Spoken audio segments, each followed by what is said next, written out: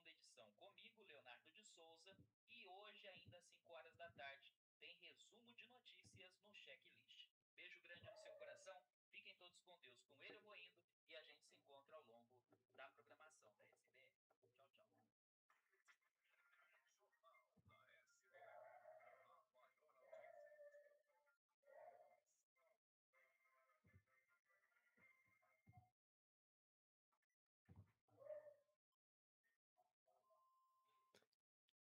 SBR, meio-dia e 32, uma ótima tarde.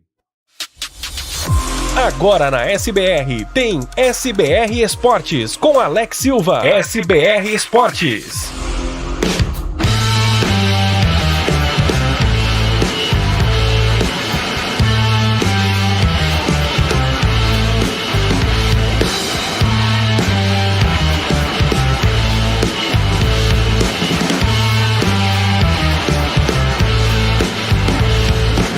E aí, uma ótima tarde para você que está chegando aqui na SBR em 92.1 FM, também por todas as plataformas, pelo site portalsbr.com.br, pelo aplicativo Radiosnet e também pelo canal no YouTube. Você me acompanha aqui no canal Alex Silva Narra. Estamos juntos nessa transmissão simultânea. Você que está acompanhando aí pelo rádio, está acompanhando pelo site, pelo aplicativo, quer ver a transmissão, quer ver esse locutor que fala com você? Chega lá no YouTube, Alex Silva Narra, vai lá, se inscreva no canal, já deixa o like no vídeo, participe também no chat.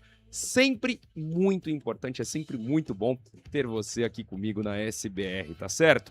Meio-dia e 34, a gente começa mais um SBR Esportes nessa semana cheia de futebol, hein?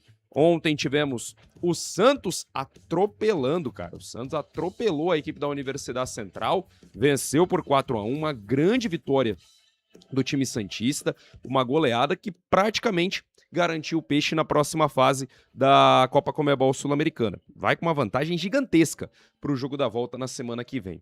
A gente vai falar também de Campeonato Brasileiro, tivemos jogo ontem, teremos jogos hoje, hoje tem São Paulo, hoje tem Palmeiras em campo, a gente vai falar, contar os detalhes das equipes para esses jogos, contar os detalhes desses embates, né? O Palmeiras enfrentando o Coritiba lá no Paraná, e o São Paulo pegando o Atlético Paranaense em Bragança Paulista. E também a gente traz as informações do Corinthians, mais um transfer ban pro Corinthians, hein? Rapaz do céu, será que o Corinthians vai bater o recorde, cara, de transfer bans?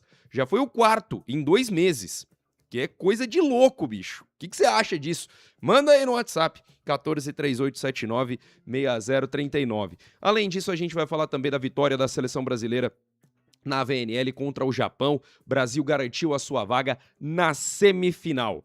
Brasil vai então para a semifinal da VNL, da Liga das Nações de Vôlei. Uma vitória um pouco mais fácil do que foi o jogo na fase de classificação, mas ainda assim uma vitória suada diante do time japonês. Então participe aí, 1438796039. E eu quero saber de você, torcedor são paulino, e você, torcedor palmeirense. Como é que tá aí a ansiedade de vocês para esse jogo de hoje? Para essa volta das duas equipes, né? O Palmeiras enfrentando o Coritiba, o São Paulo enfrentando o Atlético Paranaense. Manda aí, pô. Quero saber se você tá animado com o retorno do seu time, se você acha que as duas equipes vão se dar bem. O Palmeiras líder do campeonato, né, com uma distância para o Flamengo aí de 7 pontos. O São Paulo já numa situação um pouco mais difícil, tá ali no meio de tabela, não vence há 5 jogos no Campeonato Brasileiro, mas também conta aí com esse retorno para respirar novos ares no Campeonato Brasileiro. O que você acha?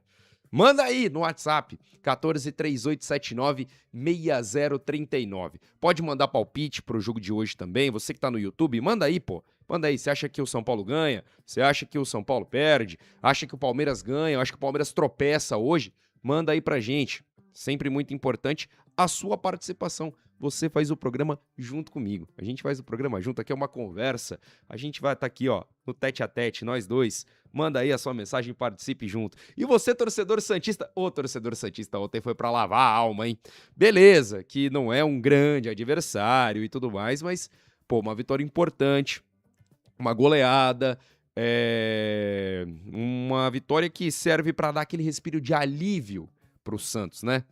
um 4-1 diante da Universidade Central. Tá certo que teve a polêmica do Neymar, que tava no jogo de pôquer e tudo mais, mas venceu, Santos venceu, é isso que importa. Então participe aí, torcedor. 1438796039 é o WhatsApp aqui da SBR.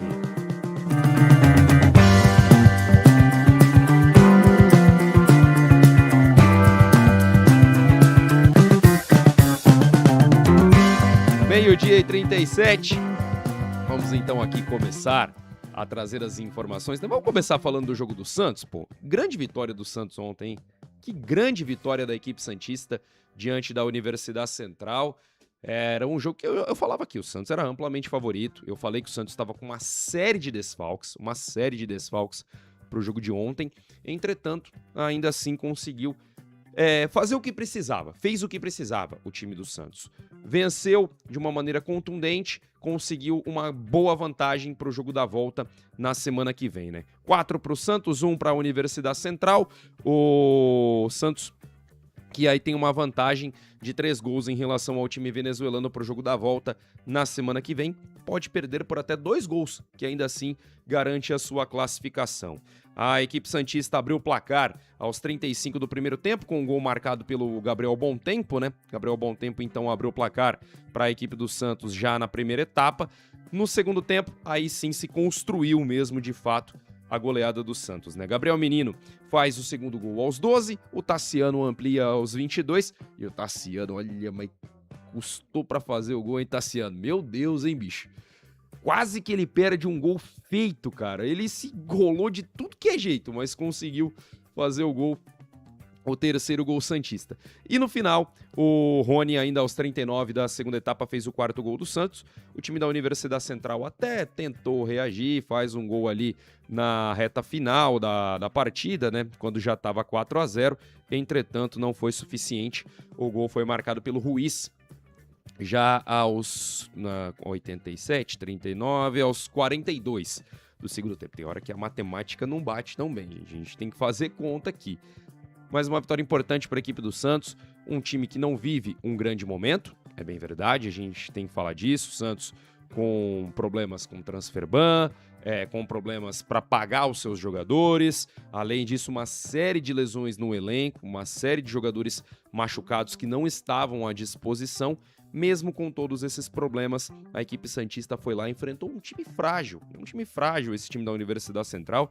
Tá crescendo aos poucos dentro desse cenário internacional, né? Não só na Venezuela, mas no cenário internacional. Já disputou Libertadores em 2 edições seguidas. No ano passado parou na primeira fase, né, na pré-Libertadores, e esse ano acaba caindo na fase de classificação e joga o play-off da Sul-Americana contra o Santos. Mas assim, gente, para mim era claríssimo que o Santos tinha totais condições de fazer um grande jogo e sair com uma grande vitória. O Santos já tinha feito um bom jogo contra o Botafogo na semana passada e conseguiu construir esse resultado. Tá certo que ainda é um time que acaba sofrendo gol mais uma vez, mesmo diante de um time frágil, mas conseguiu a vitória. E se você for ver a partida, um domínio total do time santista. Praticamente do começo ao fim, o Santos dominou o jogo e assim construiu a sua vitória. Só para você ter uma ideia, trazendo aqui as estatísticas da partida, né, os números do SofaScore, o Santos teve 61% de posse de bola no jogo, foram 5 grandes chances criadas pelo time do Peixe, 17 finalizações do Santos contra 8 da equipe da Universidade Central, não teve uma grande defesa, uma grande chance, melhor dizendo, do time da Universidade Central criada no jogo, foram 5 do Santos contra nenhuma do adversário. E aí as defesas dos goleiros, 3 para cada lado, mas assim, nada que realmente seja, digamos, como que eu posso explicar? Nada que mude o panorama da partida, nada nesse sentido, sabe? Então o Santos controlou o jogo, venceu por 4-1, uma grande vitória do time santista que agora volta o seu foco para o Campeonato Brasileiro. Tem uma partida importantíssima contra a Chapecoense no final de semana. Precisa vencer esse jogo para respirar mais aliviado no Campeonato Brasileiro, para não correr o risco de entrar na zona do rebaixamento. E também, com essa vitória de ontem, né, acho que o Santos vai poder jogar na próxima semana, muito provavelmente poupando todo mundo. Poupa todo mundo, porque com o resultado vai poder até perder por 2 gols de diferença, que ainda assim vai garantir a classificação. Então, Todos esses componentes entram nessa conta. Uma grande vitória, uma vitória com goleada para deixar o torcedor mais aliviado, para deixar o torcedor um pouco mais feliz em meio a tantos problemas, também já faz com que o time possa descansar na próxima semana pensando nos jogos do Campeonato Brasileiro. O Santos que precisa construir resultados, precisa somar pontos no Brasileirão para não se complicar. Só para você ter uma ideia, neste momento, o Santos está na beira da zona do rebaixamento. Corre o risco de entrar na zona no final de semana, se não conseguir a vitória diante da Chapecoense. Neste momento, o time é o 15º colocado, com 21 pontos conquistados, né? O Santos acho que não entra na zona nessa rodada. Eu preciso ver aqui, fazer as contas, mas eu acredito que não entra na zona necessariamente nessa rodada o time do Peixe. Mas pode entrar no final de semana, né? O Vasco poderia ultrapassar aí o Santos, só que o Vasco já jogou nessa 19ª rodada, né? Pode ultrapassar no final de semana, o Mirassol também, além do Remo. Difícil a situação, mas muito provavelmente o Santos não entra nesse meio de semana na zona do rebaixamento. Vai ter que vencer o jogo contra a Chapecoense no próximo sábado. Inclusive, o jogo que já vai ter o tal do VAR semiautomático, né? O VAR com semiautomático para facilitar ali as decisões da arbitragem. Enquanto isso, você participa aqui comigo no 14 3879 6039. 14 3879 6039 é o WhatsApp aqui da SBR.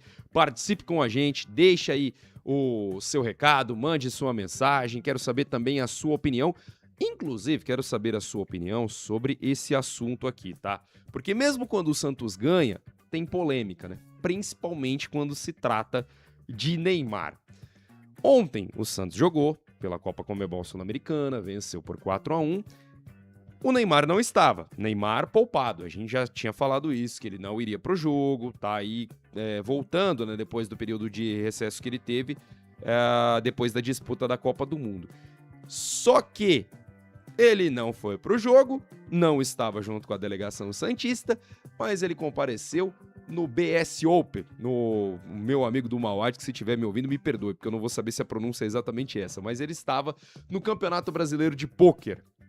É o Brazilian Series of Poker, o BSOP, a etapa do Campeonato Brasileiro de Pôquer, e aconteceu ontem, enquanto o Santos estava na Venezuela jogando, o Neymar estava então no Campeonato Brasileiro de Pôquer.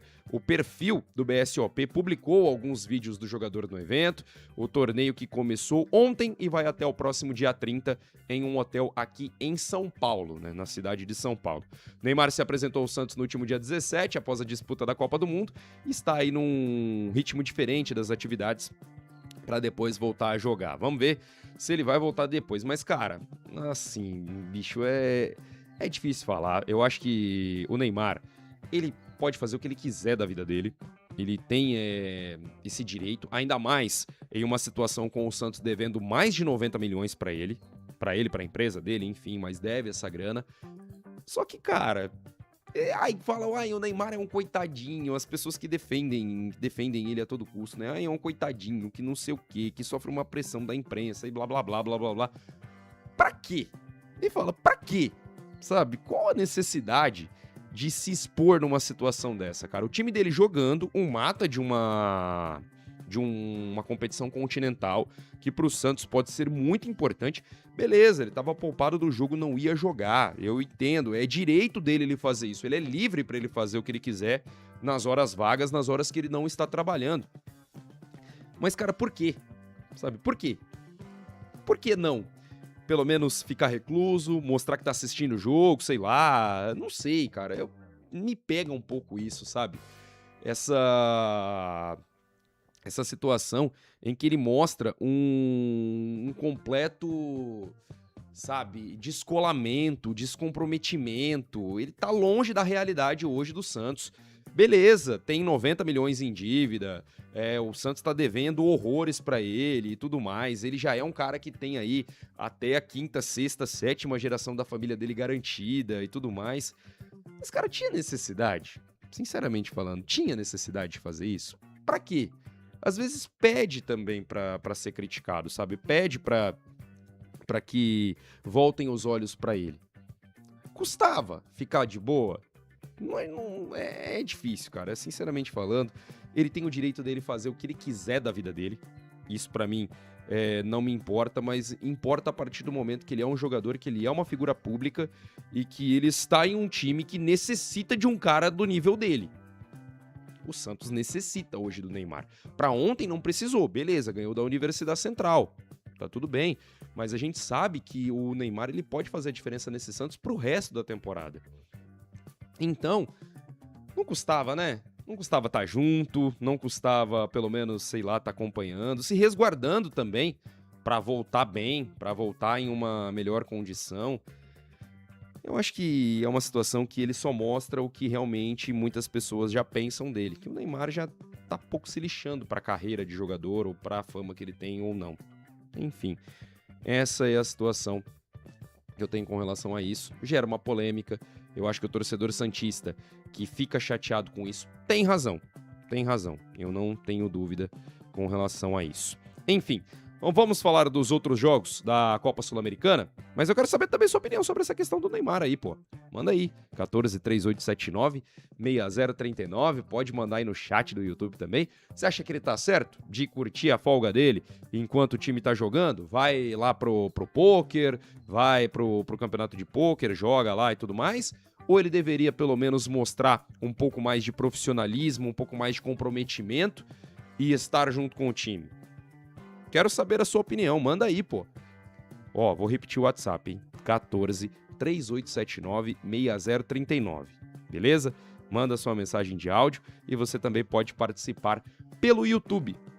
O YouTube tá lá, Alex Silva Narra é o canal, chega lá no chat, deixa aí a sua opinião. Inclusive você que tá aqui comigo no YouTube, manda aí no chat o que você acha, se o Neymar realmente tá certo de fazer o que ele fez ou não, se ele devia pelo menos estar acompanhando o jogo do Santos contra a equipe da Universidade Central sem estar no torneio de pôquer, mostrar um pouquinho mais de comprometimento. Ó,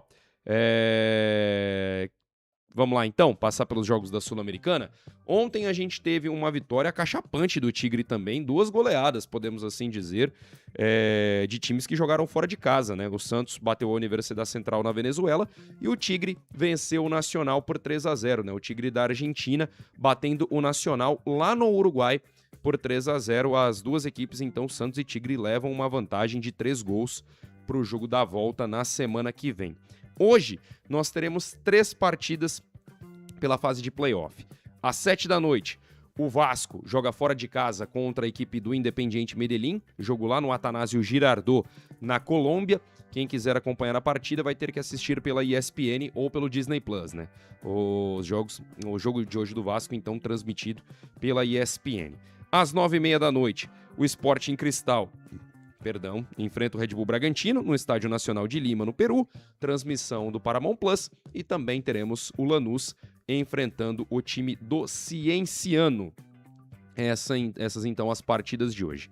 Amanhã, o Bolívar joga contra o Grêmio, às 7 da noite, jogo na Bolívia, e às 9h30 da noite, o Boca Juniors da Argentina enfrenta o O'Higgins do Chile e o Santa Fé da Colômbia joga contra o Caracas da Venezuela, jogo na Colômbia. Vou passar aqui mais uma vez o chaveamento da Sul-Americana, inclusive, vou te falar, você que acompanha as redes sociais aí da Conmebol, da Sul-Americana e tudo mais, os caras não estão se entendendo com o campeonato deles, porque divulgaram um chaveamento completamente diferente, bicho, do que eles tinham passado da primeira vez. Deram uma passadinha de vergonha nessa situação aí, o torcedor que tava acompanhando falou, ué, mas o que aconteceu, cara? Que mudou o chaveamento sem que a gente soubesse? Não mudou não, o chaveamento é o mesmo.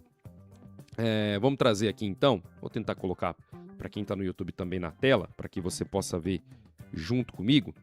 Deixa eu ver aqui se eu consigo fazer essa situação aqui de colocar aqui na tela para você acompanhar junto comigo o chaveamento dessa fase da Copa Conmebol Sul-Americana. Vamos colocar aqui na tela então, trazer aqui, ó, para que você possa ver junto comigo. Tá aqui, vamos lá, aí ó, vou botar aí na tela e aí você vai acompanhar junto comigo aqui. Deixa eu ver, tá aqui, vamos lá. Foi. Carregando. Vamos lá, me ajuda aí, pô. Aí, tá certo, ó.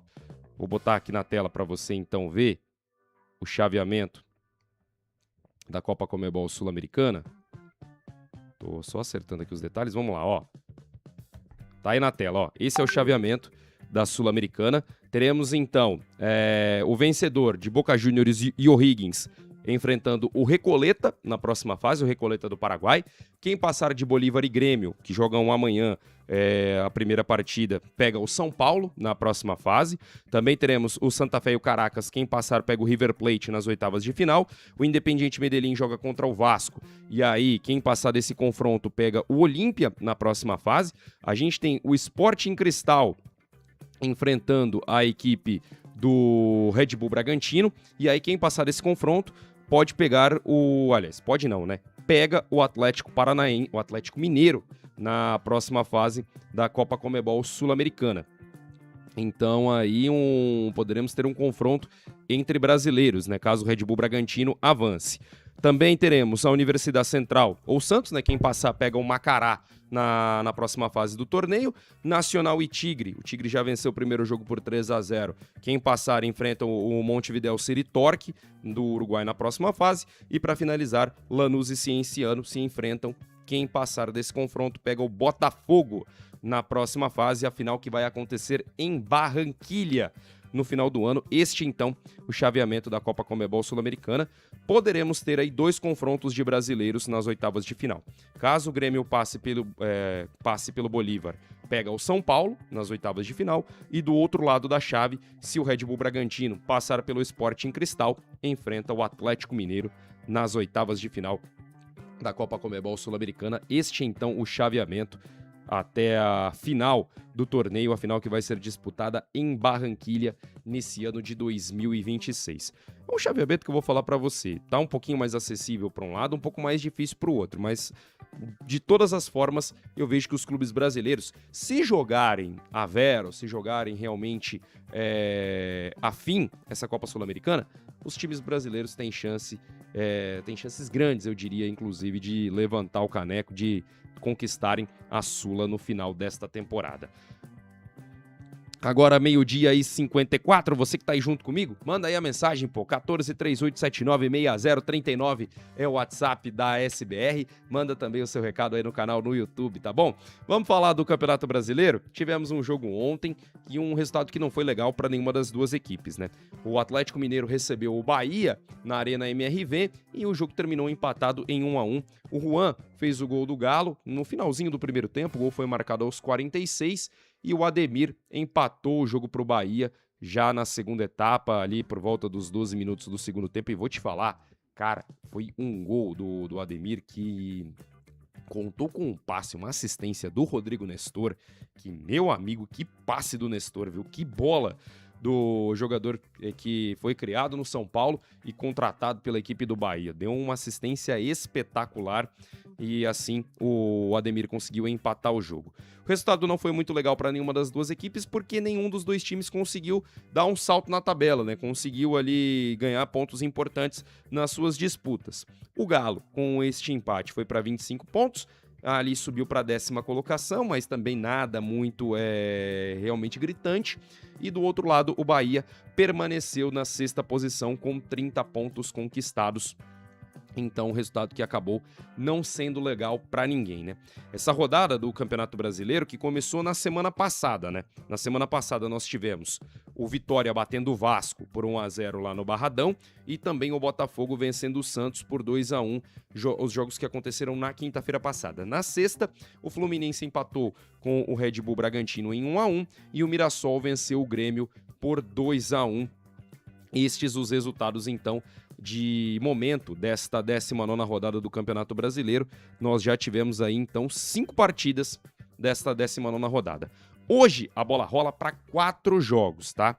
Às 7h30, o Coritiba joga contra o Palmeiras no Couto Pereira. A gente já vai falar sobre esse jogo daqui a pouco. O São Paulo enfrenta o Atlético Paranaense às 9h30 da noite, lá no Cícero de Souza Marques, em Bragança Paulista, com o mando do São Paulo, tá, gente?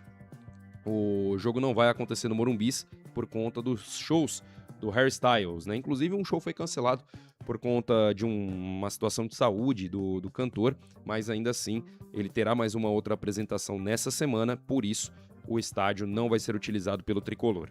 Além dessa partida, às 9h30 da noite, tem Inter e Cruzeiro no Beira-Rio e a Chapecoense recebe o Flamengo na Arena Índio Condá. A rodada termina amanhã com um embate entre Corinthians e Remo e também teremos um jogo atrasado da quarta rodada do Campeonato Brasileiro. O Botafogo vai entrar em campo amanhã e vai cumprir o seu jogo atrasado, né?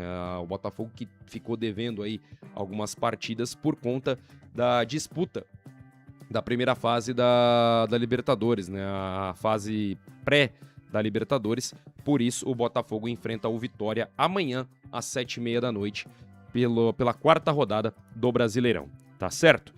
Vamos lá então, vamos falar de Corinthians, aliás, de Corinthians e Remo não, perdão, Corinthians e Remo a gente vai falar depois, a gente vai falar agora de Palmeiras e Coritiba, ou Coritiba e Palmeiras, né, até porque o jogo é no Major Couto Pereira, lá na cidade de Curitiba, na capital paranaense. O Palmeiras que, assim, terminou a temporada da melhor maneira possível, né, melhor dizendo, né, terminou a primeira parte da temporada da melhor maneira possível. Líder do Campeonato Brasileiro, 41 pontos conquistados em 18 jogos, uma campanha brilhante, 12 vitórias, 5 empates e apenas uma derrota até agora no campeonato. Realmente uma campanha de saltar os olhos do time alviverde antes da pausa para a Copa do Mundo, né? O Palmeiras que com esses resultados chegou nesse período com 7 pontos de vantagem em relação ao Flamengo. Tá certo que o Flamengo tem um jogo a menos ainda no Brasileirão, mas ainda assim o Palmeiras abriu 7 pontos para o segundo colocado, é uma vantagem considerável para o segundo colocado. Para o jogo de hoje, o João Martins, né, não é nem o Abel Ferreira que vai comandar o time, porque o Abel Ferreira está suspenso. O João Martins tem alguns desfalques para essa partida.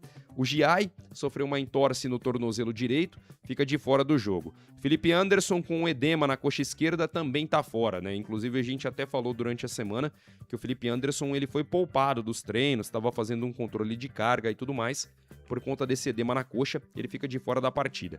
O Vitor Roque, que participou das atividades ao longo da semana, treinou junto com o elenco, participou de jogo-treino, não vai para o jogo. Ainda vai concluir o seu processo de transição física. Ele que teve um problema no tornozelo aí ao longo dessa primeira parte da temporada e agora vai nesse processo de transição física para buscar o seu melhor preparo, pensando na segunda parte desse ano de 2026, então ele fica fora do jogo de hoje.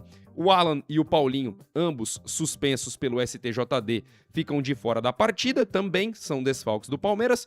O GFT, com uma cirurgia no joelho, vai desfalcar o time pelo restante da temporada e o Flaco Lopes também não vai para o jogo de hoje. Ele tá curtindo férias aí, né, depois da campanha da Argentina na Copa do Mundo. O Flaco que vai aproveitar esse tempo aí. Muita gente vai falar, férias, por que não sei o quê? Eles não tiveram o devido período de férias no final do ano, gente. Não deram os 30 dias do final da temporada passada para o começo dessa temporada. Então tem que dar esse período, não tem discussão. É CLT, é regra, os caras precisam tirar férias, independente da situação. O Flaco mal jogou na Copa do Mundo, é bem verdade, mas ainda assim precisa tirar férias e vai tirar esse período agora, né? Vai tirar esse período de férias agora, por isso ele desfalca o Palmeiras. Com essas ausências, com esses desfalques, uma provável escalação do João Martins para o jogo de hoje tem Carlos Miguel no gol, Kelvin na lateral direita, uma zaga composta por Gustavo Gomes e Murilo e o Arthur jogando na lateral esquerda, podendo ser o Piquerez, né? O Piquerez está voltando ainda, também passou por um processo de lesão esses tempos atrás, tá aos poucos retornando, pode ser que ele fique como titular na partida de hoje. Mais à frente, Marlon Freitas, Andreas Pereira e Lucas Evangelista na composição do meio-campo. O ataque deve ter Arias, Maurício e Ramon Sosa. Esse então deve ser o time do Palmeiras para esse jogo de hoje. O Alexander Barbosa não deve começar como titular, mas deve pelo menos estar à disposição do João Martins. O adversário do Palmeiras é um adversário que vem fazendo um bom campeonato até agora, viu? O Coritiba é o 7º colocado com 26 pontos conquistados. Até a pausa para a Copa do Mundo, a campanha do Coxa era de 7 vitórias, 5 empates e 6 derrotas. O Coxa que fez alguns jogos amistosos aí também durante essa pausa para a Copa do Mundo, fez alguns jogos treino. O técnico Fernando Seabra tentou utilizar desse período de pausa aí para ajustar o time pensando no retorno do campeonato. O Coritiba que deve ir para o jogo de hoje com Pedro Rangel no gol, Tinga, Thiago Kozer, Jaci e Bruno Melo na defesa. Mais à frente, Thiago Santos, Sebastião Gomes e o Josué. E no ataque, Lucas Ronier, Breno Lopes, ex-jogador do Palmeiras, e Renato Marques. Esse deve ser o time do técnico Fernando Seabra para o jogo de hoje. Apita a partida Anderson Daronco, do Rio Grande do Sul, e a partida vai ser transmitida pelo Amazon Prime, tá, gente? Então, quem tem o Prime Video, vai poder assistir o jogo. Caso você não tenha, não tem outra opção. Essa é a opção, mas também não é muito caro não, viu? Acho que papo de R$10 aí você consegue assinar o Prime Video. Não só para acompanhar o jogo, mas também para acompanhar outras coisas. Não é propaganda não, tá? Só tô dando um toque para você, torcedor, para você assistir o jogo de hoje, tá certo? Então a partida tem transmissão no Prime Video a partir das 7h30 da noite. Vou te falar que não é um jogo fácil pro Palmeiras não, viu? Acho que vai ser um jogo, de certa forma, complicado. O time do Coritiba é um time que vem fazendo um campeonato interessante, não à toa tá na 7ª colocação, joga bem no Couto Pereira. Inclusive, deixa eu até pegar aqui a campanha do Coritiba jogando no Couto Pereira, jogando em casa para passar para vocês. Mas assim, é um time chato, cara. É um time difícil, não é um time que vai ser fácil pro Palmeiras. Deixa eu até pegar aqui, ó. O Coritiba jogando nos seus domínios. Não tem uma campanha tão boa não. Na verdade, a campanha do Coxa é melhor jogando fora, tá? Falei besteira, confundi as coisas aqui. Jogando em casa, o time do Coritiba é o 17º. Tem uma das piores campanhas do campeonato brasileiro. Então pode ser uma chance importante pro Palmeiras, né? O Coritiba tem feito boas campanhas, tem feito bons jogos jogando fora de casa, né? Fora de casa, a equipe tem a 4ª melhor campanha do campeonato. Então, com 10 pontos... com 14 pontos conquistados em 10 jogos. Agora, jogando nos seus domínios, são 8 jogos e apenas 12 pontos conquistados. É um dos piores mandantes do campeonato, a equipe do Coxa até o momento. Deixa eu ver quantas vitórias o Coritiba teve jogando em casa. Cara, foram 3 vitórias, 3 empates e 2 derrotas da equipe do Coritiba até agora jogando dentro dos seus domínios. Mas mesmo assim, não vejo um jogo fácil pro Palmeiras não. É um time chato esse time do Coritiba. Fernando Seabra é um bom técnico, é um técnico que eu gosto bastante. Fez um trabalho bastante interessante no Red Bull Bragantino, no Cruzeiro também em um determinado momento, mas ainda precisa dar aquele punch na carreira para subir mesmo de vez. Então, ele precisa fazer com que isso aconteça, né, dentro do Coritiba. Vai fazer um jogo difícil, vejo eu. Acho que vai ser um jogo complicado lá no Major Couto Pereira. Entretanto, o Palmeiras é favorito. É favorito. E digo mais, tenho falado aqui, o Palmeiras está entre os favoritos para conquistar tudo esse ano. Eu acho que é um time bastante equilibrado. É um time que tem peças muito boas na defesa, no meio e no ataque. E um técnico que, por mais que eu discorde, por mais que eu não goste muitas vezes da postura dele, é um baita de um treinador. É um baita de um treinador, o Abel Ferreira. Isso aí é indiscutível pra mim. O cara que ano após ano consegue manter a equipe dele brigando por títulos, não é pra qualquer um. Por mais que tenha investimento, por mais que tenha dinheiro e tudo mais, pra fazer isso, o cara tem que ser muito bom. E o Abel Ferreira é bom demais. Eu acho ele um cara arrogante, muitas vezes mal educado com a imprensa, tem um comportamento que eu não gosto, é um comportamento que me incomoda muitas vezes na beira do campo, mas cada um é cada um, isso aí é da parte dele. Agora, analisando futebol, bola, é um cara que é espetacular e consegue fazer esse time do Palmeiras a todo tempo estar brigando por alguma coisa, estar brigando por algum título. E acho que vai ser assim até a reta final do Campeonato Brasileiro. Tava falando aqui da campanha do Coritiba em casa, o Palmeiras é o melhor visitante até agora do Brasileirão. São 9 jogos atuando fora de casa, 18 pontos conquistados, cara. 5 vitórias, são 3 empates e apenas uma derrota até agora do Palmeiras, jogando fora dos seus domínios. É uma campanha muito forte, muito consistente do time do Palmeiras jogando fora do seu estádio, fora do Nubank Park ou da Arena Crefisa Barueri. De qualquer forma, é o time que consegue fazer bons resultados jogando fora dos seus domínios. Bom, vamos lá então falar do outro paulista que joga hoje. O São Paulo enfrenta a equipe do Atlético Paranaense, o jogo que vai acontecer lá no Cícero de Souza Marques, em Bragança Paulista, num estádio muito agradável, muito legal. Tive a oportunidade de trabalhar lá no empate do São Paulo contra o Bahia nesse Campeonato Brasileiro. E o Tricolor que não vai ter a sua casa por conta do show do Hairstyles, né? Vai jogar lá em Bragança Paulista por conta disso. E precisa voltar melhor do que estava na primeira metade do ano. Porque é um São Paulo que tem condições para entregar mais, acho que tem condições para fazer mais, e vem de uma sequência muito ruim no Campeonato Brasileiro. São 5 jogos em que o São Paulo não vence no Brasileirão. A última vitória do Tricolor foi contra o Mirassol por 1-0, e essa vitória aconteceu lá no dia 25 de abril. Essa foi a última vitória do São Paulo no Campeonato Brasileiro. Depois enfrentou o Botafogo em casa, empatou, enfrentou o Remo, perdeu, jogou contra o Bahia, empatou também lá no Cícero de Souza Marques, teve o jogo contra o Corinthians, acabou perdendo. Então é uma sequência que não é legal para o São Paulo e precisa de uma resposta. Independente, seja com o Dorival Júnior ou com qualquer outro técnico, né? Porque antes era o Roger, o Dorival pegou aí as 2 últimas rodadas do Brasileiro antes da pausa, não conseguiu uma vitória, e agora é ele quem vai ter que dar a resposta para esse time, né? Ele quem vai ter que fazer com que esse São Paulo jogue bola e conquiste os resultados, né?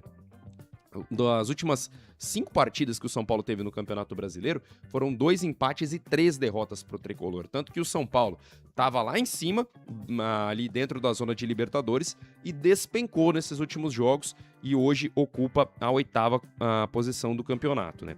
A sequência fez o time do São Paulo entrar na pausa para a Copa do Mundo, na 8ª colocação, com 25 pontos conquistados até o momento. Para o jogo de hoje, o técnico Dorival Júnior não deve ter todos os reforços à disposição.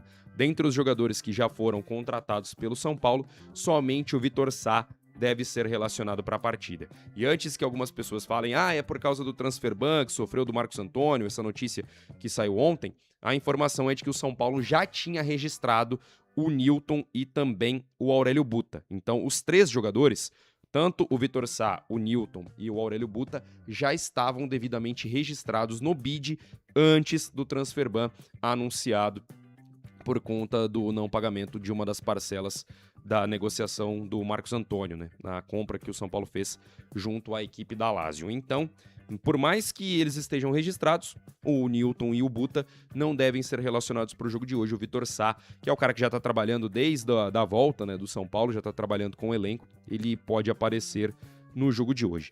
O Sabino, ele retorna de uma lesão na coxa direita e deve ser preservado. Participou de algumas atividades aí ao longo da semana, mas não deve ser titular da equipe no jogo de hoje. Dessa forma, o São Paulo deve ir a campo com Rafael no gol, Lucas Ramon, Arboleda. Aí uma dúvida na zaga entre Osório e Rafael Tolói, mas a probabilidade maior hoje é de que o Osório seja titular e o Wendel fechando na lateral esquerda. No meio, Bobadilha, Marcos Antônio e o Luciano às vezes até jogando um pouco mais adiantado. Lá na frente, Arthur na direita, Ferreirinha na esquerda e Caleri sendo a referência do ataque. Esse deve ser o time do São Paulo para esse jogo de hoje contra o time do Atlético Paranaense. Não me surpreenderia também se o Dorival Júnior aparecesse com o Vitor Sá no time, tá? Pra gente ficar de olho aí, pode ser uma mudança nessa equipe do São Paulo para esse jogo de hoje. Não me surpreenderia se isso acontecesse. E isso é total feeling, tá? Não é informação. Eu acho que o Vitor Sá, ele foi contratado para ser titular desse time do São Paulo. Se foi um cara que passou pelo aval do Dorival Júnior e vendo as características do que o Dorival já implementou no São Paulo, é de se imaginar que o Vitor Sá seja titular desse time. E eu falo aqui que se você analisar posição por posição, não jogador por jogador, mas posição por posição, lembra um pouco o time do São Paulo de 2023, campeão da Copa do Brasil no comando do Dorival. Ali as peças, onde cada um fica, onde cada um joga, com características um pouco diferentes, mas é um time que lembra muito esse time do Dorival. Você tendo ali 2 volantes, um volante para ser mais de marcação e outro mais de saída de jogo, né? Muito provavelmente o Bobadilla seja esse volante hoje. Pode ser também que o Pablo Maia vá para o jogo, para o Pablo Maia ser esse cara da contenção e o Marcos Antônio ser o cara que ajuda ali na saída de bola, na armação das jogadas.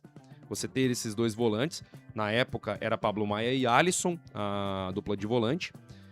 A dupla de volantes, né, melhor dizendo. E mais à frente o time tinha Lucas, Rato, Nestor e Caleri.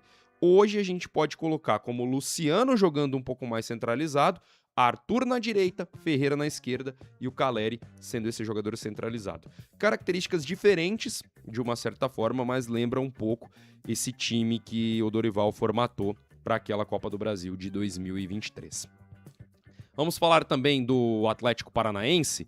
O Atlético Paranaense, que comandado pelo Odair Hellmann, deve ir a campo para o jogo de hoje com uma formação com 3 zagueiros, tá? Santos no gol, Arthur Dias, Aguirre e Esquivel devem formar ali o trio de zaga. Mais à frente, Gilberto, Jadson, Luiz Gustavo, João Cruz e Mendonça. Luiz Gustavo que jogou no São Paulo, tá, gente? E mais à frente, Leozinho e Viveiros. Esse deve ser o time do Atlético Paranaense. O Gilberto, inclusive, uma contratação feita pela equipe durante esse período de pausa para a Copa do Mundo, pensando já no retorno do Campeonato Brasileiro. O Atlético, que neste momento é o 5º colocado, está na 5ª posição com 30 pontos conquistados, são 18 jogos, 9 vitórias, 3 empates e 6 derrotas. O São Paulo é o 8º, tem 25 pontos, é um confronto direto entre essas equipes ali, pensando nessa parte da tabela, né? O São Paulo, então, é o 8º com 25, são 7 vitórias, 4 empates e 7 derrotas para a equipe tricolor. Trazendo aí a campanha das equipes, né, em casa e fora, o São Paulo está sofrendo um pouquinho nos jogos que tem em casa neste momento, né? Até porque já jogou partidas no Canindé, já jogou partidas no Brinco de Ouro da Princesa e também no Cícero de Souza Marques. São 8 jogos do São Paulo até agora como mandante no Campeonato Brasileiro, 5 vitórias, 2 empates e 1 derrota. Essa derrota aconteceu no Morumbi, tá? Essa derrota aconteceu no Morumbis, quando o São Paulo perdeu para a equipe do Palmeiras. E são 17 pontos conquistados como mandante até agora. Já o Atlético Paranaense é um dos piores visitantes do campeonato. Se é o melhor mandante da competição, é um dos piores visitantes.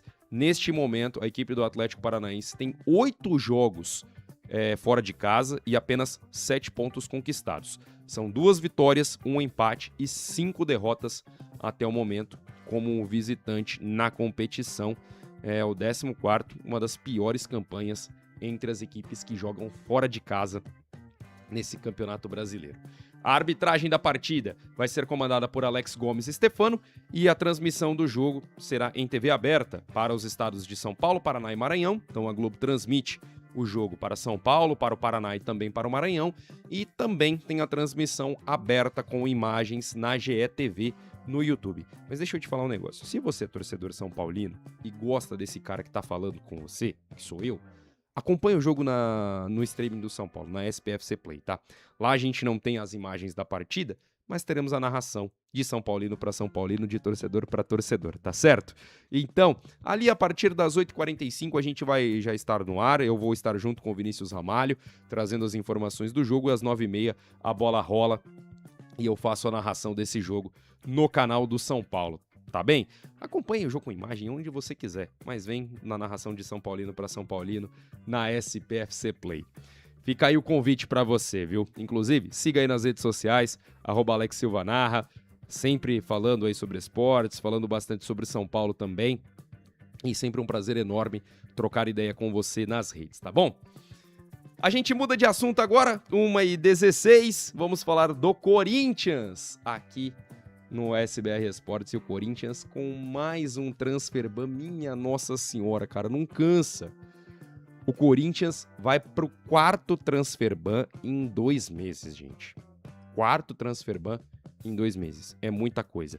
E dessa vez, o transfer ban é por conta do Corinthians não ter cumprido o acordo de pagamento com o Midtjylland, da Dinamarca, pela compra do Charles. Isso lá em 2024, tá? O valor é de aproximadamente 6 milhões de reais e corresponde à terceira e última parcela dessa negociação. A parcela, olha só, venceu em março de 2025. Já temos aí 1 ano e 4 meses, se as minhas contas não estão erradas, né? E até agora, essa parcela não foi quitada. O clube da Dinamarca, então, acionou o Corinthians na FIFA e assim a equipe sofre o 4º transfer ban em 2 meses. Eles acionaram o Corinthians na FIFA no ano passado, o Corinthians recorreu e tudo mais, e agora chegou esse transfer ban, o anúncio aconteceu ontem, né? Olha, vamos lá, vamos trazer aí os transfer bans que o Corinthians já teve até o momento. O primeiro foi pelo não pagamento da compra do José Martínez, junto ao Philadelphia Union dos Estados Unidos. O segundo acontece pelo não pagamento de uma multa por conta dos atrasos de pagamento. Então, esses atrasos geraram uma multa e o Corinthians não pagou essa multa. E aí, esses atrasos que aconteceram foram nas negociações do Martínez, do Thales Magno e também do Charles. Já tinha um atraso aí nessa questão do Charles, mas não é esse último transfer ban, é o segundo. E a terceira foi aplicada pela CBF, tá? Pela Confederação Brasileira de Futebol, em razão do Corinthians ter atrasado os pagamentos no acordo que firmou com a CNRD, que é a Câmara Nacional de Resoluções de Disputas, ou de Resolução de Disputas. Como o Corinthians não pagou esse valor que devia ali para a CNRD, não honrou com o acordo que fez com a Câmara Nacional de Resolução de Disputas, a CBF foi lá e aplicou um transfer ban no Corinthians. Com essa situação, são 4 transfer bans em 2 meses para a equipe corintiana. O Corinthians segue sem poder registrar jogadores. Dos 4 clubes de São Paulo, só o Palmeiras pode fazer uma contratação e registrar jogador. Santos com transfer ban, Corinthians com transfer ban e São Paulo com transfer ban. As situações mais complicadas são de Santos e Corinthians. O São Paulo tem essa do Marcos Antônio.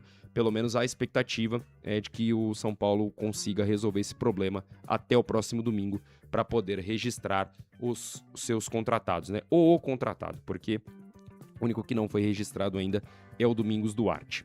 Pra gente finalizar ainda a situação do Corinthians, né? O Corinthians trocou o gramado da Neoquímica Arena e esse gramado tá gerando buchicho, viu? O negócio não tá legal lá não. Os caras estão criticando, não gostaram muito e olha que o gramado do Corinthians é considerado um dos melhores, se não o melhor gramado do Brasil. O melhor gramado do futebol brasileiro. Inclusive o técnico Abel Ferreira, que é rival, sempre elogiou o gramado do Corinthians, mas esse novo gramado parece que não tá legal lá a situação não, viu? O Corinthians treinou ontem na Neoquímica Arena para se habituar com esse novo tapete antes do jogo contra o Remo, que acontece amanhã lá na Neoquímica Arena. E segundo uma reportagem do GE, que é o portal do Grupo Globo, houve relatos de que o novo gramado tem pouca compactação e principalmente tem muita areia. Então é um gramado, ele não é muito compacto, a compactação é como se ele não fosse, pelo que eu entendo pelo menos, é como se ele fosse alto, vamos colocar dessa forma, né? Um gramado pouco compacto, não sei se fica oco o piso, é algo nesse sentido, mas uma das coisas que eles reclamam também é a areia, né? É um excesso de areia. E o Ranieri, ele acabou saindo do treino, foi um desfalque do treino, por conta de um incidente nesse novo campo. Se ralou lá, joelho e tudo mais, e ficou de fora do restante da atividade. O Corinthians trabalha para que o gramado esteja na melhor das condições para o jogo contra o Internacional pelas oitavas de final da Copa do Brasil no dia 6 de agosto. Antes, ainda a equipe enfrenta o Remo e também o Atlético Paranaense jogando em casa. Acho que os caras vão conseguir dar jeito. O Corinthians tem um gramado que, ou tinha, né, pelo menos, um gramado de uma qualidade espetacular, de uma qualidade muito boa. Todo mundo que jogava lá, ninguém reclamava. E vão falar, é sintético. Não, não é sintético. É uma mistura, é uma grama híbrida. Eles usam o sintético para a grama agarrar mais rápido no piso, sabe? Para a grama ter uma condição melhor de uma maneira mais rápida. E também para ter uma qualidade melhor. Então tem ali uma pequena porcentagem de gramado sintético. Mas a grande maioria é natural. A grande maioria do gramado do Corinthians é uma grama natural. Esperamos aí que eles consigam resolver esse problema o quanto antes, para não prejudicar não somente o Corinthians, mas os adversários que lá vão jogar, né? A gente sabe que gramado ruim é um transtorno, é um problema gigantesco. Agora, 1h21, e aí, pra gente finalizar o nosso SBR Esportes, vamos falar então de VNL, vamos falar de vôlei brasileiro, porque se por um lado a seleção masculina fez vergonha e foi eliminada já na fase de classificação da VNL, gente, vexatório, foi algo assim, foi um vexame da seleção brasileira masculina não ter se classificado para a fase de mata da VNL. Por outro lado, a seleção feminina chega em mais uma semifinal. Sofreu um pouco, é bem verdade, não foi uma partida fácil necessariamente para o Brasil, mas a seleção brasileira bateu o Japão por 3-1 hoje pela manhã lá em Macau, na China, e assim avança para a semifinal do torneio. O Brasil perdeu o primeiro set por 26-24, depois venceu as 3 parciais seguintes por 25-22, 25-16 e 25-20. Vou falar para vocês que o jogo estava muito enroscado e o Brasil não estava jogando bem até o segundo set. Até o segundo set o jogo estava bem enroscado. O Japão venceu o primeiro, o segundo set estava ali bem equilibrado, o Japão em um certo momento na frente, não com uma vantagem muito grande. Depois o Brasil tomou a frente do placar e aí deslanchou para conseguir a vitória. Se complicou um pouquinho ali no quarto set, teve um determinado momento que o Japão abriu uma grande vantagem também, de 4 ou 5 pontos, mas o Brasil rapidamente voltou para o jogo, conseguiu igualar, virou a partida, né, virou a parcial e fechou em 25-20 esse quarto set. Uma grande vitória da seleção brasileira, que assim avança e vai pegar a Itália na semifinal. Vamos trazer aqui um pouco dos números do jogo, né? O Brasil teve 6 aces, 6 pontos de serviço contra 5 do Japão. Os pontos de ataque, 63 do Brasil, 56 da seleção japonesa. E o bloqueio, mais uma vez, fazendo a diferença a favor do Brasil. 15 pontos de bloqueio da seleção brasileira, 8 pontos de bloqueio da seleção japonesa, o bloqueio brasileiro fazendo mais uma vez um grande jogo, né?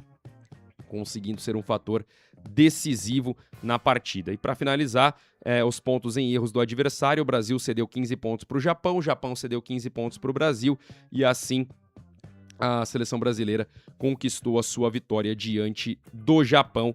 Uma vitória importante para o Brasil, que agora enfrenta a Itália na semifinal. A Itália que passou pela seleção da Holanda 3-0 com muita tranquilidade. As maiores pontuadoras do jogo. A Ana Cristina anotou 30 pontos no jogo. É isso mesmo?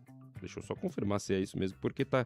É isso mesmo. Foram 30 pontos da Ana Cristina, 24 pontos da Julia Bergman na partida. 30 pontos da Ana Cristina e 24 da Julia Bergman foram as maiores pontuadoras do Brasil. E pelo lado do Japão, a Wada com 19 e a Ishikawa com 15 foram as maiores pontuadoras. A seleção japonesa é uma seleção chata, uma seleção que a gente fala jogueira, que não deixa a bola cair.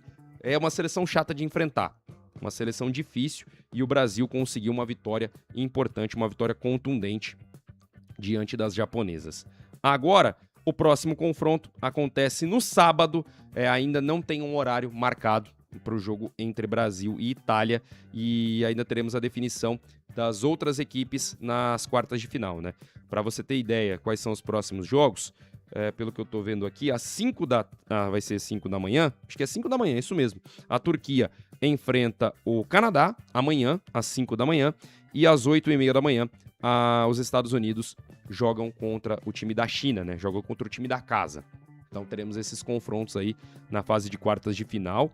A China que fez uma primeira fase bem ruim, mas levou com a barriga porque já estava com a vaga garantida para esse mata, né? Agora é a hora do vamos ver, só que vai enfrentar os Estados Unidos, né? Então não é fácil o embate. A seleção norte-americana foi a líder da primeira fase, né? Da fase de classificação. Então, Turquia e Canadá se enfrentam. Quem passar desse confronto, sendo bem sincero, perde para quem passar do confronto entre Estados Unidos e China.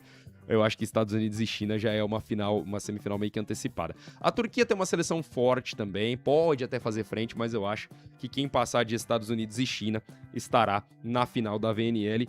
E Brasil e Itália, assim, a seleção italiana é uma seleção forte, é uma seleção que poupou as suas jogadoras na primeira fase da VNL, descansou de uma certa forma o seu time e vem com a cavalaria agora para essa fase de mata, vem com a cavalaria agora para o mata-mata do torneio e já estreou bem contra a Holanda fazendo um 3-0. Vai ser um grande jogo, a gente aguarda aqui a definição por conta da organização da VNL para saber exatamente o horário dessa partida entre Brasil e Itália, jogo válido pela semifinal da Liga das Nações de Vôlei. E assim, a gente encerra essa edição do SBR Esportes, tá bem? Eu agradeço demais o carinho da sua audiência, siga aí nas redes sociais, @AlexSilvaNarra, siga também @SBRBauru, para saber as informações da cidade, da região, também as informações do esporte. E eu volto amanhã, a partir do 12:30, trazendo os resultados dos jogos de hoje, os resultados de Palmeiras e São Paulo, também dos jogos do Flamengo, o jogo do Inter, entre Cruzeiro, Flamengo e Chapecoense. A gente vai falar sobre esses jogos amanhã e também sobre a partida do Corinthians no Campeonato Brasileiro. Muito obrigado pelo carinho da sua audiência. Até amanhã, pessoal. Tchau, tchau!